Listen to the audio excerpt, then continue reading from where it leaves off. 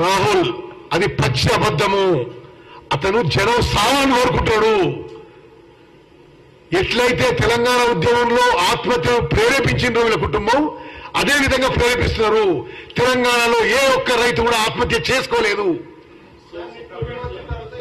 మంచినీటికి ఇబ్బంది లేకుండా ఈ తక్కువ నీళ్లతో ఎక్కువ పంట ఎట్లా కాపాడుకోవాలో మేము సర్వశక్తులు అడ్డించి ప్రయత్నం చేస్తున్నాము. ఈ మొహానట సూర్యాపేట వస్తే అప్పుడు నీళ్ళు వదిలిపెట్టినట.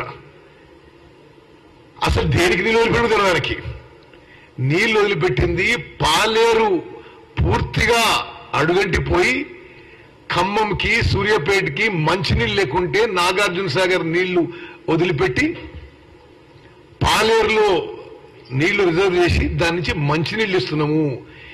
నీ మొహం చూసేవారు నీళ్ళు ఇవ్వలే. ఎక్కడ కూడా నువ్వు వస్తున్నావు, నువ్వు నీళ్ళు ఇస్తలేవు. మా ప్రణాళిక మా షెడ్యూల్ ప్రకారమే నీళ్ళు ఇస్తున్నాము. నేను ఒకటే,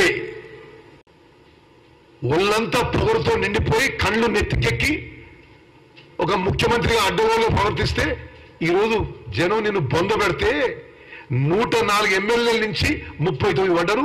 ఆ 39లో మరి 20-25 మంది కాంగ్రెస్ చేరబోతున్నారు.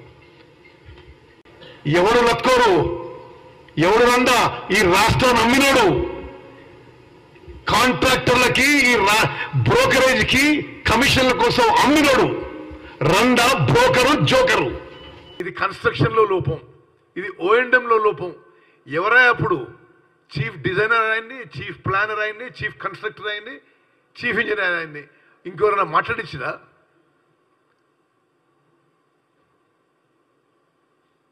ఒళ్ళంతా పొగరుతో నిండిపోయి కళ్ళు నెత్తికెక్కి ఒక ముఖ్యమంత్రిగా అడ్డగోలుగా ప్రవర్తిస్తే ఈరోజు జనం నిన్ను బొందబెడితే 104 ఎమ్మెల్యేల నుంచి 39 పడ్డారు. ఆ 39లో మరి 20-25 మంది కాంగ్రెస్ చేరబోతున్నారు. ఇప్పుడు కూడా ఈ మాటలేంది? ఒకటే విషయం మళ్ళీ నేను స్పష్టం చేయదలుచుకున్నా, రైతులకి వారి ఇబ్బందులని తగ్గించడానికి మిగిలిన కొద్దిపాటి నీరుని మేము చాలా జ్యుడిషియస్గా ఉపయోగించి ఎండాకాలము ప్రాణాలను కాపాడడానికి మంచినీటికి కొంత నీళ్లు సేవ్ చేస్తున్నాము. వ్యవసాయాన్ని కూడా ఎక్కడ వీలైతే ఎంత వీలైతే పంట నష్టం జరగకుండా చూస్తున్నాము. మీకు కొన్ని అసలు అఫీషియల్ విషయాలు కూడా చెప్పాలి. ఆయన అన్నాడు నిన్న, మా ప్రభుత్వం కరీంనగర్ జిల్లాలో 4 సజీవ జలధారాలు సృష్టించింది, బ్లా బ్లా బ్లా బ్లా ఏదో పిచ్చి పిచ్చిగా. ఓకే, మీకు అఫీషియల్గా చెప్పాలంటే 4 జలధారాల సృష్టి మీ కల్పన తప్ప అందులో ఎంత మాత్రం వాస్తవం లేదు. మానేరు నది మీ హయాంలో సజీవ జలధారంగా మారిందంటే జనం నవ్వుతారు.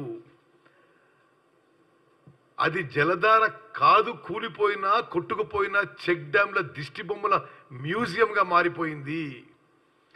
మీ హయాంలో నిర్మాణమైన చెక్ డ్యాం పేక మేడల్లాగా కూలిపోయిన తర్వాత ఇక మానేరు నది పరిస్థితి ఇక మాట్లాడిన అవసరం. వరద కాలంలో కూడా గత సంవత్సరం ఒక్కసారి తప్ప ఎన్నడూ కూడా కాళేశ్వరం నీళ్లతో నింపలేదు. శ్రీరామ్ సాగర్కు వచ్చిన వరద నీళ్లతోనే వరద కాలువలో నీళ్లు నింప